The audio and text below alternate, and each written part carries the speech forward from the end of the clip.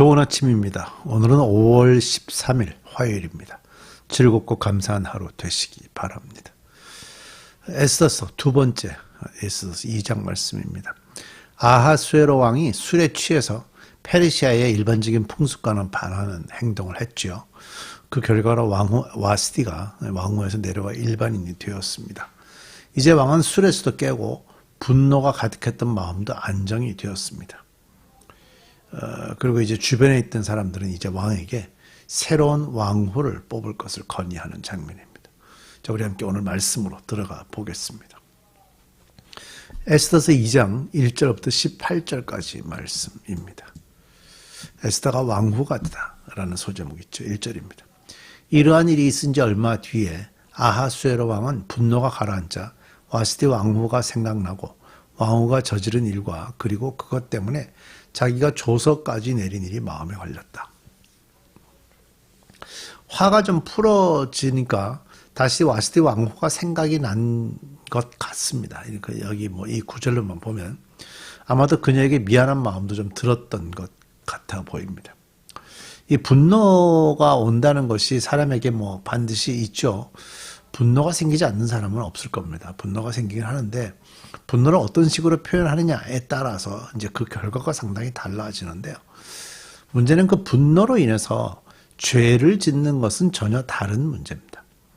이제 분노가 왔을 때 어떻게 말하고 어떻게 행동하느냐 굉장히 중요한 일인데 이 아하수에로 왕은 그 분노로 인해서 어제 있었던 그런 내용들의 결과들을 만들어내고 말았죠.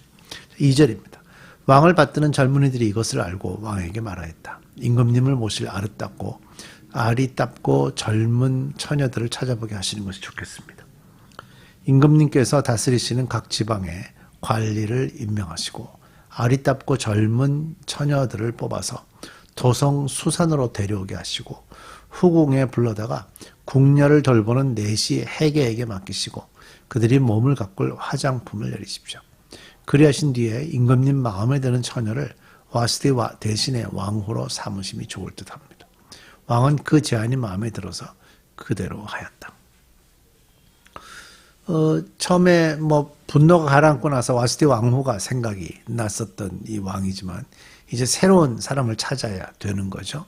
그래서 새로운 그 왕후를 찾기 위한 방법들을 찾는데 그 왕이 지금 가장 필요한 것이 무엇인가를 왕 주변에 있었던 사람들이 생각을 했던 것 같아요.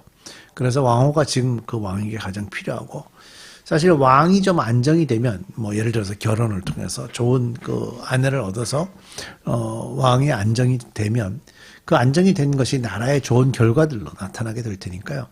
이 사람들이 한 방식 자체는 그렇게 나빠 보이지 않죠. 괜찮아 보입니다. 자, 이제 5절로 들어가 볼까요? 그때 도성 수산에는 모르드게라고 하는 유다 남자가 있었다. 그는 베냐민 지파 사람으로서 아버지는 야일이고 할아버지는 시므이고 중조부는 기스이다. 모르드게가 아마 특별한 집안이었던 것 같습니다. 여기 그 아버지, 할아버지, 증조부 이런 그 기록들은 다 그 집안이 특별하기 때문에 그 집안의 이름들을 다 표현하고 있고요. 하지만 모르드게라는 것이 전체적으로 다 아버지, 할아버지, 증조부까지도 다 그런 단어를 사용하고 있는 듯해 보입니다. 이제 그렇게 보이는 설이 여러 가지 이유가 있는데, 지금 이제 나이나 이런 것들이 좀 맞지 않아서 학자들이 볼 때 아마 그 집안 자체가 다 일반적으로 모르드게라는 이름을 다 사용을 하고 있는 것으로 추정해 보죠. 6절. 그는 바빌론 왕 느부갓네살이 예루살렘에서 유다 왕 여고냐와 그의 백성을 포로로 끌고 왔을 때에 함께 잡혀온 사람이다. 모르드게에게는 하닷사라고 하는 사촌 누이 동생이 있었다. 이름을 에스더라고도 하는데 일찍 부모를 여의었으므로 모르드게가 데려다가 길렀다. 사촌 여동생을 아빠처럼 이렇게 삼촌이 데려다 키웠다. 그 얘기. 삼촌이 아니죠. 사촌 오빠가 데려다 키웠다. 그 얘기입니다.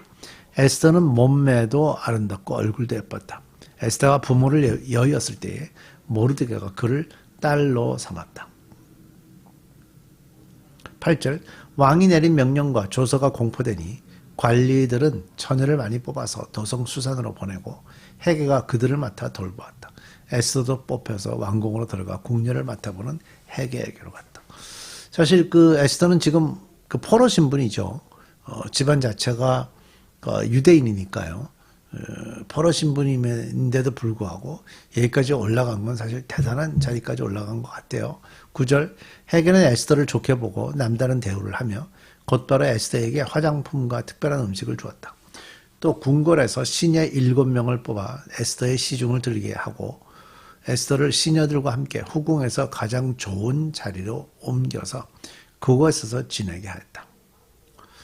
그 헤게가 왜 에스더를 이렇게 잘 받는가? 뭐 이뻐서 뭐 그런 이유는 아니겠죠. 지금 왕후가 되기 위해서 올라온 여인들은 전부 다 이쁘고 아름답고 뭐 이랬을 테니까요. 집안도 좋았을 거고요. 그것 때문에 잘 대우해 준 것이라고 생각되지는 않고 일반적으로 잘 대우해 준 것에 대한 이유가 기록되지는 않고 있습니다. 그런데 어제 제가 에스더서에서 봐야 될 메시지를 말씀드리면서 이방 지역에 포로로 잡혀간 하나님의 자녀들을 하나님이 어떻게 돌보시는지, 하나님이 그들을 어떻게 지키시고 보호하시는지를 봐야 한다고 말씀을 드렸죠. 그것이 이제 에스더서가 기록된 이유니까요. 그래서 이 부분을 이렇게 보면 이유는 알 수 없지만 헤게가 에스더를 돌봤다 하는 말 자체만으로도 해서 이미 하나님의 손길이, 하나님의 그 돌보심의 손길이 시작되었다 하는 걸 여기서 좀 볼 수 있어 보입니다. 10절 에스더는 자기의 민족과 혈통을 밝히지 않았다. 모르드게가 에스더에게 그런 것은 밝히지 말라고 단단히 일러두었기 때문이다. 모르드게가 상당히 지혜로운 사람으로 보여지죠. 그래서 모르드게가 에스더에게 의도적으로 민족과 혈통을 밝히지 마라. 뭐 조금 전에 제가 말씀드렸던 것처럼 에스더는 포로이니까요.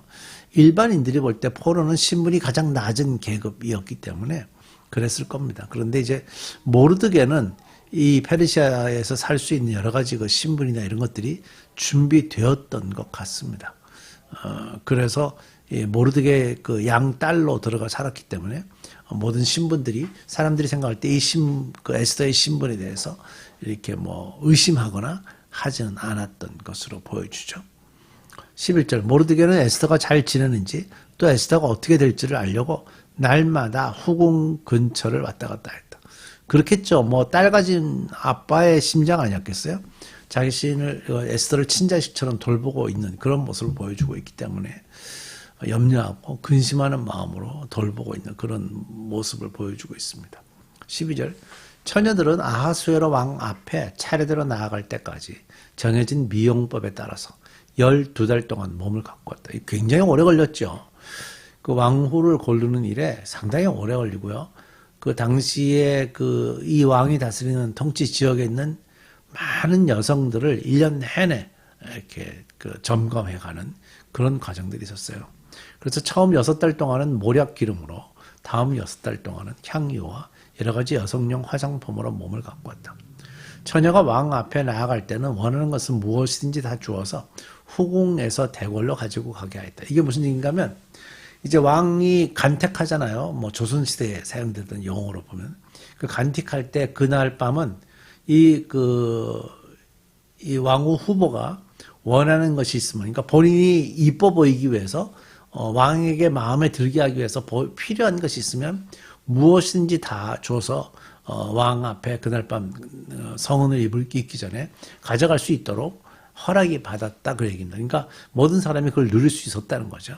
14절 저녁에 대궐로 들어간 처녀가 이튿날 아침에 나오면 후궁들을 맡아보는 왕의 넷이 사스가스가 별궁으로 데리고 갔다. 왕이 그를 좋아하여 특별히 지명하여 부르지 않으면 다시는 왕 앞에 나아갈 수 없었다.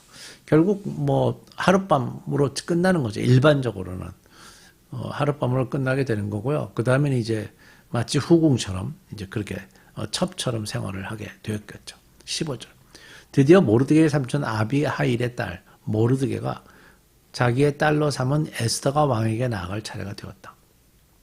에스더는 궁녀를 돌보는 왕의 넷이 헤게가 하라는 대로만 단장을 하였을 뿐이고 다른 꾸미기는 요구하지 않았다. 그런데도 에스더는 누가 보아도 아리따웠다. 자, 여기 잘 보세요. 에스더는 궁녀를 돌보는 왕의 넷이 헤게가 하라는 대로만 단장을 하였을 뿐이고 다른 꾸미기는 요구하지 않았다. 본인이 의도적으로 왕에게 잘 보이기 위해서, 출세하기 위해서 어떤 노력들을 하지 않았다. 그런데도 에스더는 누가 보아도 아리따 눈에 표가 안 왔다는 거죠. 16절 그가 아하수에로 왕의 침전으로 불려 들어간 것은 아하수에로가 다스린 지 7년째 되는 해 열째 달 곧 데벳월이었다. 불려 들어갔다 그러죠. 에스더가 들어가려고 애쓰거나 노력했다. 에스더가 출세하려고 애썼다. 뭐 이런 의미가 전혀 없이 끌려 들어갔다. 그러니까 당시의 왕의 권력에 순종했다. 그런 의미가 있는 거예요. 그러니까 한 나라의 왕의 권력에 순종했다는 의미만 있는 것이 에스더가 스스로 출세하려고 애쓰는 것이 없었다는 거예요. 17절 왕은 에스더를 다른 공녀들보다 더 사랑하였다. 그런데 왕이 에스더에게 마음이 빠졌어요. 에스더는 모든 처녀들을 제치고 왕의 귀여움과 사랑을 쫓아자 했다. 드디어 왕은 에스더의 머리에 관을 씌우고 아하스대를 대신하여 왕후로 삼았다. 왕은 에스더를 위하여 큰 잔치를 베풀고 대신들과 신하들을 다 초대하였으며 전국 각 지방의 세금을 면제하여 주고 왕의 이름으로 여러 가지 상을 푸짐하게 내렸다. 아하수에로 왕 7년에 에스더가 왕후가 되었습니다. 당시에 그 그리스와의 전쟁에서 패하고 나서 이 왕이 뭐 정신을 못 차리고 있었습니다. 통치도 못했고 그래서 후궁들에게만 빠져서 통치도 하지 않고 나라가 막 망가지고 있는 상황에서 이 에스더가 왕후가 됨으로 인해서 나라가 이제 정상적으로 돌아갈 수 있는 통치할 수 있는 사람으로 회복되어 그런 결과가 왔죠. 우리가 이제 지도자가 망가지면 나라가 망가집니다. 그럴 때 그 지도자를 돕는 누군가가 지혜로운 사람이 세워지면 나라가 세워지죠. 우리가 항상 이 나라를 위해서 기도해야 될 가장 중요한 이유 중에 하나입니다. 우리 기도하십시다. 하나님, 한 나라가 잘 세워지는 일에 누군가 하나님의 사람이 세워지는 건 굉장히 중요한 일입니다. 이 나라, 미국도 또 우리의 고국인 한국도 하나님을 향한 마음을 가지고 있는 귀한 생명들이 지도자로 세워지도록 하나님 축복해 주옵소서. 예수님의 이름으로 기도드립니다.